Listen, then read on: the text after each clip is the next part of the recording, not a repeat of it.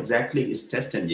TestNG is a testing framework that's designed to cover virtually all levels of functional testing. I'm not sure if you can do it on any non-functional testing with TestNG, uh, but it's essentially an upgrade of, or so they say, of JUnit with some extra features. Right. Yeah. So it's basically a testing framework and it goes hand in hand with Selenium, right? So there are, so as we do in the manual testing, we need to verify as we go along with the script. We need to verify the result is as expected. Now in the automation, Selenium, I have to use it with some testing framework, right? So either I use it with JUnit. Okay. So now JUnit has some limitations, and say for example, JUnit is not going well hand in hand with Selenium. So that's how TestNG got evolved. It's basically inspired from JUnit and NUnit, and it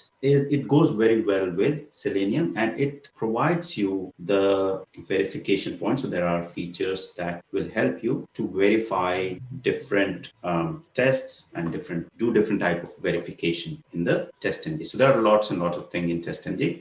Have you used TestNG with your framework that you're working at the moment? I have, yes. It's the only Selenium framework I've used. Right. Okay. Okay. Cool. How do you do data-driven testing using TestNG? What is the annotation? Well, you have a couple of options to begin with. You have the at parameters annotations where you can declare parameters in the TestNG XML file, and then you can use them in your test script. If you need to pass complex parameters, arrays, for example, then you have the option of using data providers, and the annotation is at data providers, the name of the provider and the name of the class where you can find that object. Absolutely. Cool. Yeah, yeah, absolutely. So data provider, it provides data provider. So lot of good features there that TestNG provides. So absolutely correct in terms of basic question, basic answer that you've given, and the data-driven testing.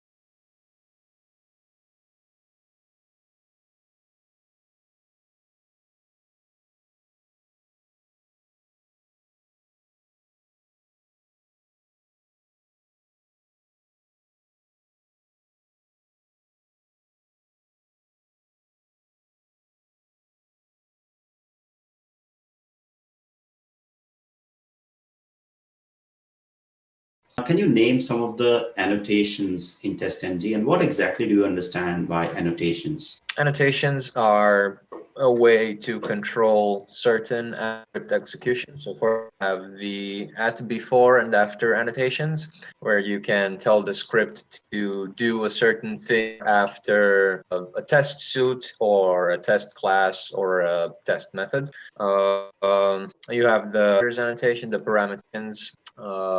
You have the find by annotations, which are used to locate web elements on a page, and a number of other annotations, priorities, groups. Right.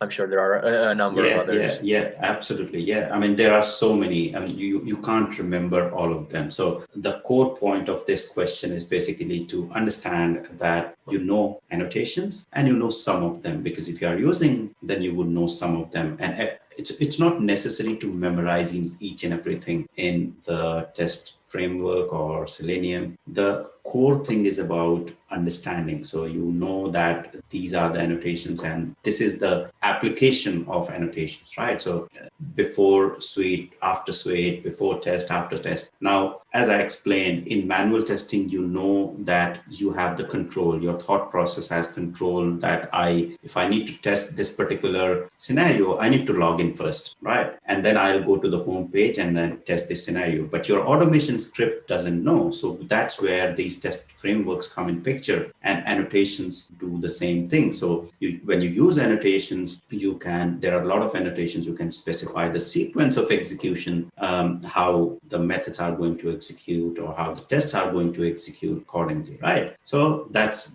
a brief about the overall annotations, and your answer is absolutely correct. I'm just adding a little bit points there. Okay.